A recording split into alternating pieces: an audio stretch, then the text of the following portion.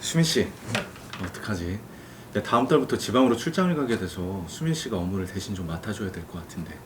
이번 기회에 계속 맡아보는 건 어때? 제가요? 제가 입사 준비로 공부를 하긴 했는데 업무를 정확하게 해본 적은 없어서요. 인수인계 받으면 잘할 수 있을 거야. 모르는 거 있으면 다 물어봐. 네.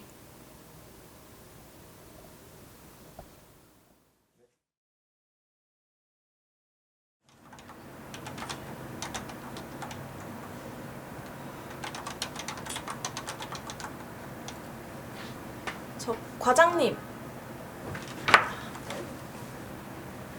왜? 뭐 모르는 거 있어? 이 관세라는 게 전반적으로 잘 이해가 안 가서요. 궁금한 거 있으면 물어봐. 이 환급은 되돌려받다의 의미를 가지고 있는데 그럼 관세 환급 신청도 비슷한 의미를 가지고 있는 건가요? 맞아. 우선 환급 신청을 하기 위해서는 환급특례법에 의한 환급 절차는 이렇거든. 한번 봐봐. 수입신고 필증, 소요량 계산 등, 수출신고 필증, 환급 신청서.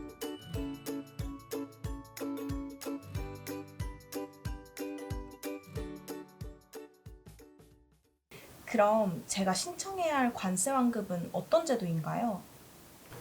관세 환급은 크게 세 가지로 나눠볼 수 있어.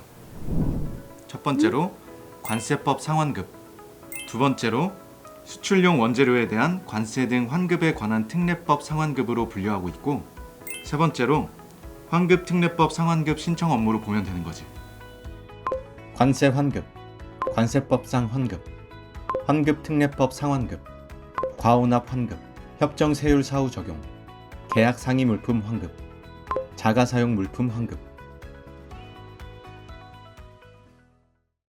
환급을 받기 위해서는 일정한 요건 충족이 되어야 된다는 말이 있네요. 이 건에 대해서도 좀 알려주셨으면 좋겠어요. 그건 이렇게 검토를 먼저 해보면 되는 건데, 첫째, 수출용 원재료에 해당되고, 둘째, 환급 대상 수출에 해당되어야 하며, 셋째, 수출 이행기간 이내 환급 신청, 넷째, 수출 신고 수리일로부터 5년 이내 환급 신청해야 하는 거야. 환급특례법 제14조 제1항 개정 규정은 2023년 1월 1일 기준 환급을 신청할 수 있는 기간이 경과하지 아니한 환급 신청분부터 적용합니다.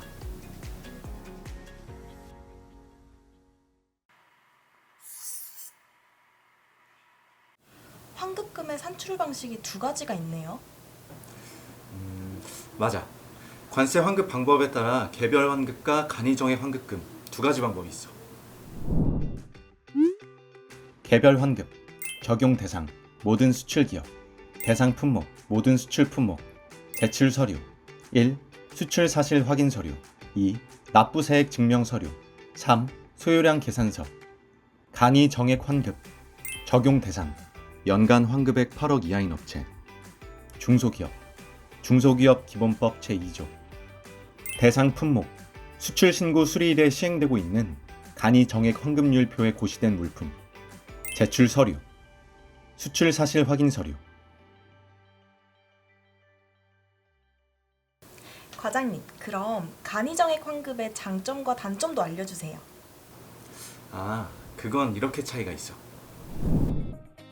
첫째, 환급 절차 간편.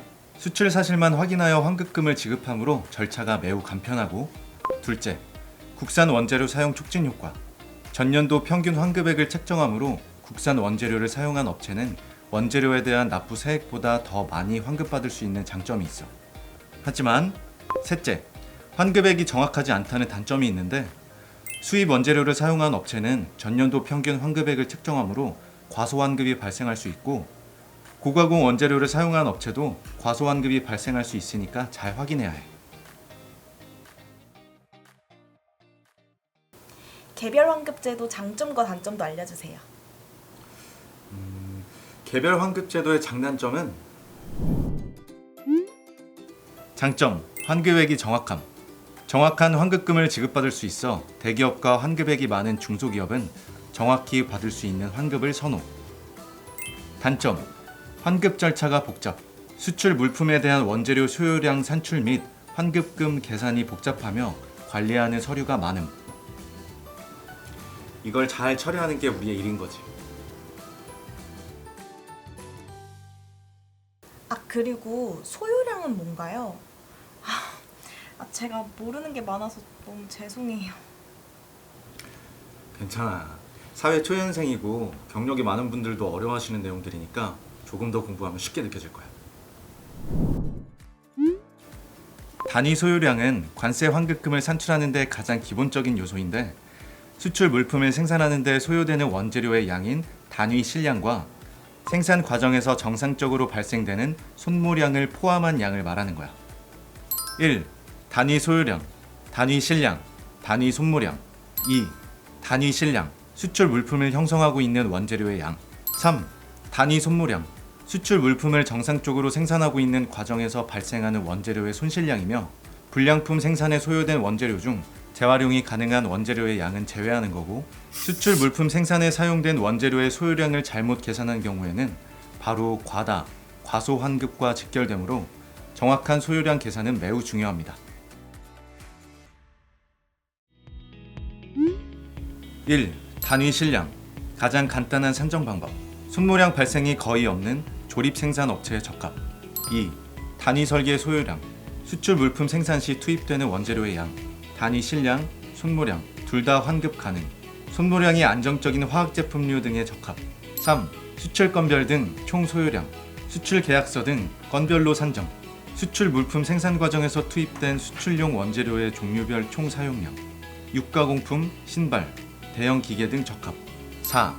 일정 기간별 단위 소요량, 일정 기간 생산된 제품 1단위에 사용된 원재료 평균 소요량. 제품 수명 주기가 단기간인 제품에 적합. 5. 1회계연도 단위 소요량, 1회계연도 동안 생산된 수출 물품 1단위에 사용된 원재료 평균 소요량. 제품 수명 주기가 길고 회계 단위가 철저한 중견, 대기업에 적합. 6. 위탁건별 총 소요량, 수출 물품을 국내 임가공에 의하여 생산한 경우 사용한 원재료의 종류별 총량, 신발, 완구, 전자부품 조립 등에 적합.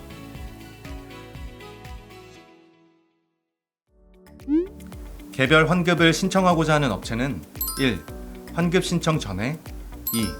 동종의 수출 물품별로 소요량 산정 방법에 대하여. 3.